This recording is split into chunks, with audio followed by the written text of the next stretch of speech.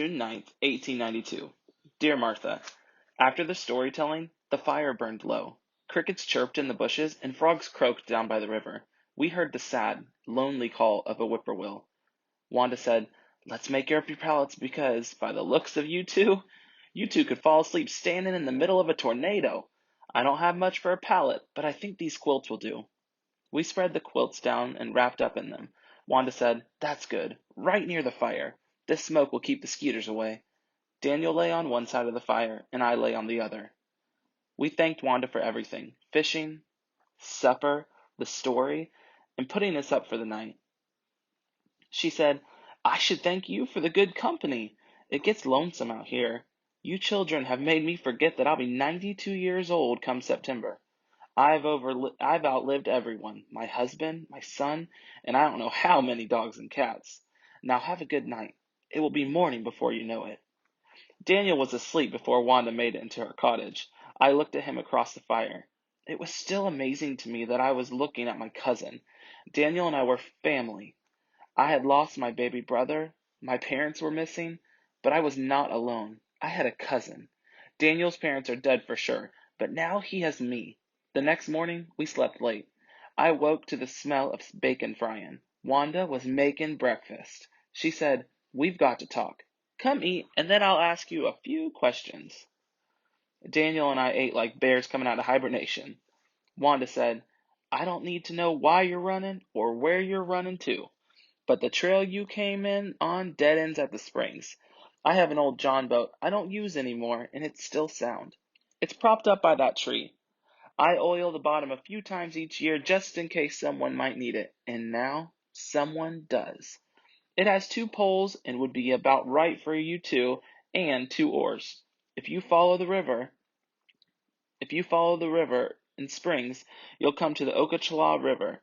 Take that south, then the river forks. Bear right, or west, that river, and the Silver River will lead you to Silver Springs."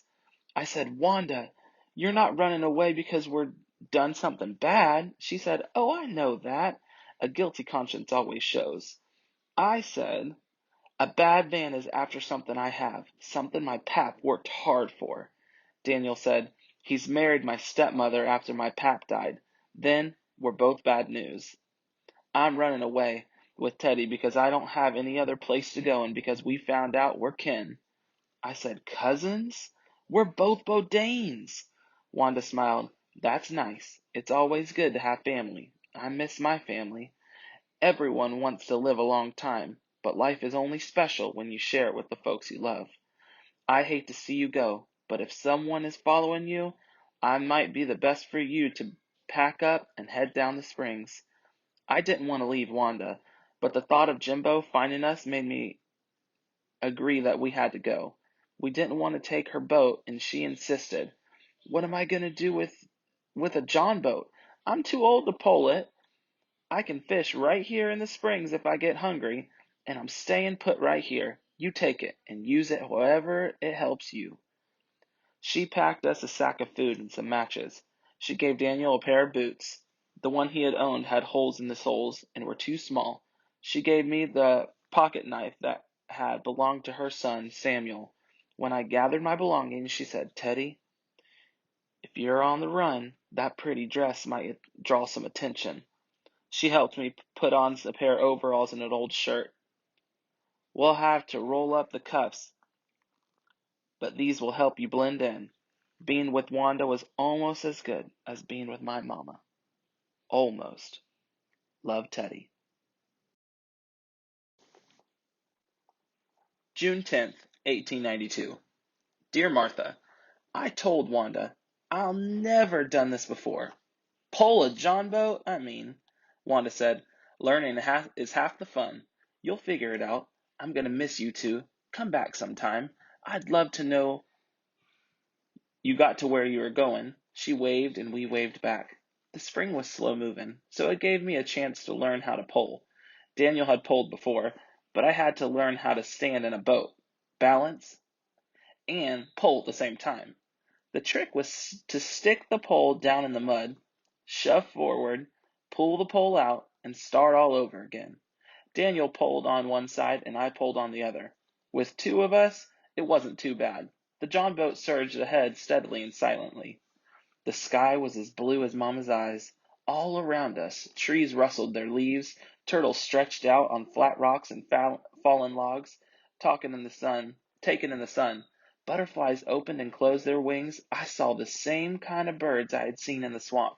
I said, I've never seen that kind of bird before. What is it called? Daniel said, That's an anhinga.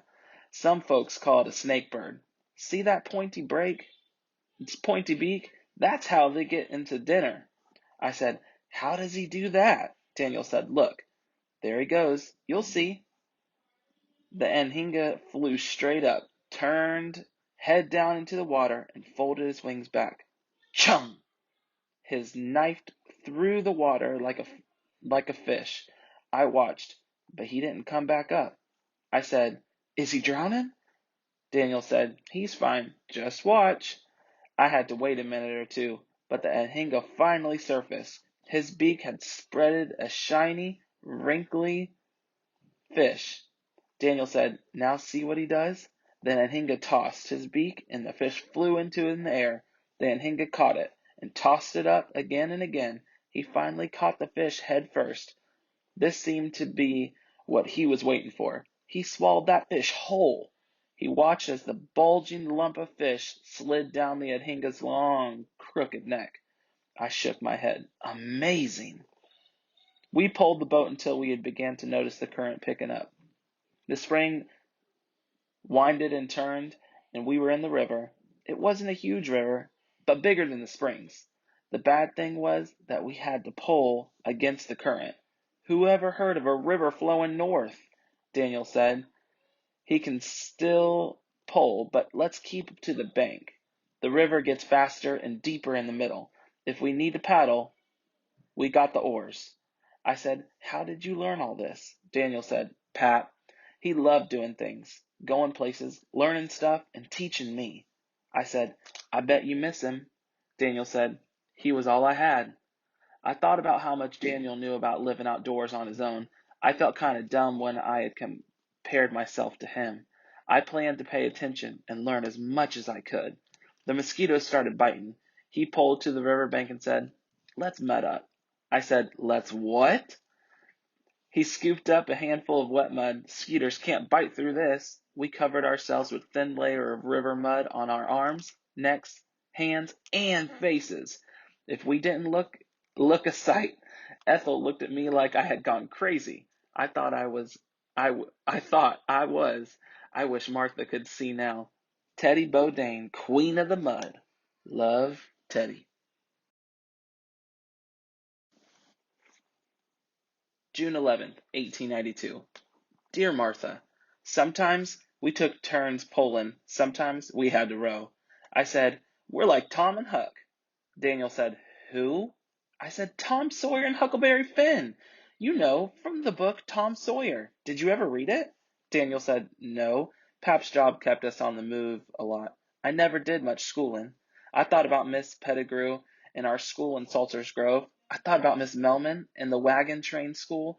I wondered what it would be like to not have any schooling. I said, but you know so much, Daniel. You're as smart as about a lot of things. Daniel said, but not the things that would help the most. I said, What do you mean? Daniel said, Did you ever wonder why I didn't run away before I mean, as miserable as that place was? I said, Yes. I can't imagine you living in that place. I wanted to leave the first day. Daniel said, I wanted to run. I wanted to run in the worst way, but I can't read. I don't even know how to read my own name. I can't read the name of a town or a map or directions. How far would I get? Now it was my turn to pull over to the riverbank. The shore was flat and wet with mud. I ripped a long, thin branch off of a dead bush and wrote it in the mud. Daniel Bodain. Daniel said, What are you doing? I said, See these letters? This is your name. Daniel Bodain. I handed him the stick. Now, you copy it underneath. It's not hard. I thought he might be embarrassed for me to be his teacher, but he was so happy I was willing to teach him. He copied his name and said, I remember some of my letters. There's a D in my first name and my last name and an A, and I too. I just have trouble remembering what all they say. Their sound, I mean, I know the letters have sounds for formed words. You'll have to help me, Teddy. We must have stayed there on the bank for an hour before we left. Daniel could write his own name and read 2 whole sentences. Daniel and Teddy Bodain are cousins. They are running away with Jimbo Dud. From Jimbo Dud. We were so excited we started shouting and laughing. Ethelbert barked and chased his tail. That made us laugh even harder. Daniel used the stick and drew a face next to his name, Jimbo Dud. That man's head had long hair, just like the real Jimbo. At that moment, we thought we were 2 smartest kids you had ever lived. We danced and laughed and acted like 2 whippersnappers. But the truth is, we were just full of ourselves, and it was all a lot of monkey business. Don't you like to act like that sometimes? Martha, I realize that Daniel and I are both teachers. Neither one of us is dumb. We both have things to learn, that's all. Daniel is teaching me things about living outdoors, and I'm teaching him how to read. It's kind of nice, helping each other learn. I miss Mama and Pap. I miss my little brother Dylan. I miss Miss Melman, Minnie, and Hallie. I miss Travis Lark, and of course, I miss you, Martha. But it sure is nice to have a cousin. Love, Teddy.